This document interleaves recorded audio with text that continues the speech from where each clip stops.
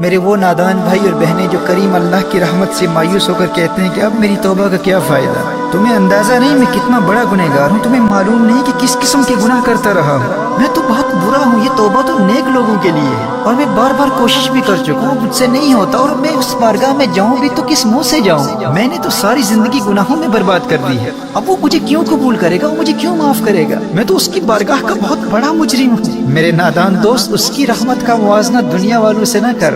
عدل کا تقاضا تو یہ ہے نا کہ اگر تیرے گناہوں کے پلڑے پر 20 سال کے گناہ تھے تو اب نیکیوں کے پلڑے کو برابر کرنے کے لیے تو 20 سال نیکیاں کرتا۔ گناہ تیرے 20 سال کے ہیں، اب تجھے 20 سال مزید گناہوں سے بچتے ہوئے 20 سال نیکیاں کرنے کی ضرورت نہیں ہے۔ تو بس ایک لمحے میں سچے دل سے توبہ کر کے اس عمل کو نیکیوں کے پلڑے پر رکھ کر دیکھ،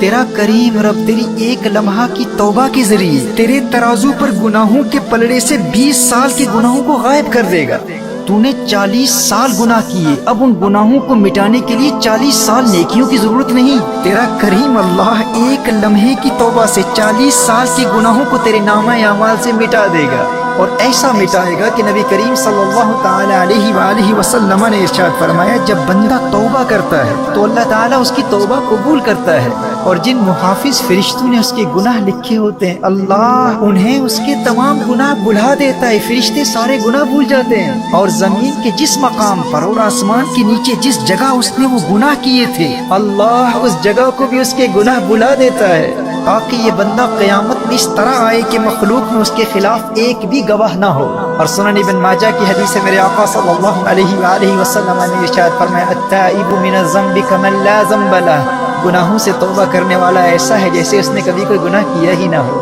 سچے دل سے توبہ کرنے والے کو اللہ ایسے پاک کر دیتا ہے، اس شخص کی طرح بنا دیتا ہے جس کا کوئی گناہ ہی نہیں۔ اور حدیث شریف میں ہے کہ اللہ جل وعلا کو گنہگار توبہ کرنے والے بندے سے زیادہ کسی کی آواز محبوب نہیں۔ میرے دوست تو کہتا ہے کہ میں کیا منہ لے کر اس کی بارگاہ میں جاؤں؟ میرے نادان بھائی، میری نادان بہن، تیرا رب ایسا کریم ہے کہ اسے تو توبہ کرنے والوں کی آواز سب آوازوں سے زیادہ پیاری لگتی ہے، اور پیار اتنا کرتا ہے کہ نہ صرف ایک لمحے کی گئی توبہ سے 40 سال کے گناہوں کو گناہوں کے پلڑے سے غائب کر دیتا ہے، بلکہ ان 40 سال کے گناہوں کو نیکیوں میں بدل کر نیکیوں کے پلڑے پر رکھ دیتا ہے۔ قرآن کریم میں ارشاد فرمایا، فَأُولَٰئِكَ يُبَدِّلُ اللَّهُ سَيِّئَاتِهِمْ حَسَنَاتٍ، تمہارا رب ایسا کریم ہے، توبہ کرنے والے گنہگاروں سے اتنا پیار کرتا ہے کہ نہ صرف اس ایک لمحے میں کی گئی توبہ سے گناہوں کو نامہ اعمال سے مٹا دیتا ہے، بلکہ اس ایک لمحے میں کی گئی توبہ سے تمہاری زندگی بھر کے گناہوں کو نیکیوں میں بدل دیتا ہے۔ دوستو، دنیا کی محبت کے معیارات اور ہیں، عدل کا تقاضا کیا ہے؟ عدل کا تقاضا تو یہ تھا نا کہ 40 سال کے گناہوں کے بعد 40 سال توبہ کرواتا ہے، تو پھر جا کر 40 سال کے گناہوں کو معاف کرتا، اور پھر مزید 40 سال اگر ہم نیکیاں کرتے تو اب وہ 40 سال کی نیکیاں ترازو کے نیکیوں کے پلڑے پر رکھی جاتی۔ فرمایا، نہیں میرے گنہگار بندے، تجھے علم ہی نہیں ہے کہ مجھے توبہ کرنے والے گنہگار سے کتنا پیار ہے۔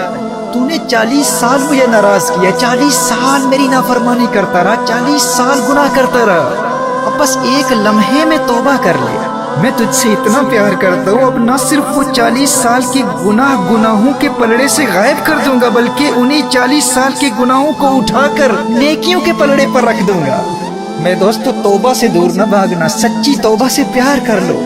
تم اگرچہ گنہگار اور بدکار و سیاہکار ہو، لیکن تمہارا اللہ تم سے اتنا پیار کرتا ہے، سچی توبہ کرنے والے گنہگاروں سے اتنا پیار کرتا ہے کہ ایک لمحے کی سچی توبہ کرنے والے 40 سال کے گنہگار و بدکار کو 40 سال کا پرہیزگار و نیکوکار بنا دیتا ہے۔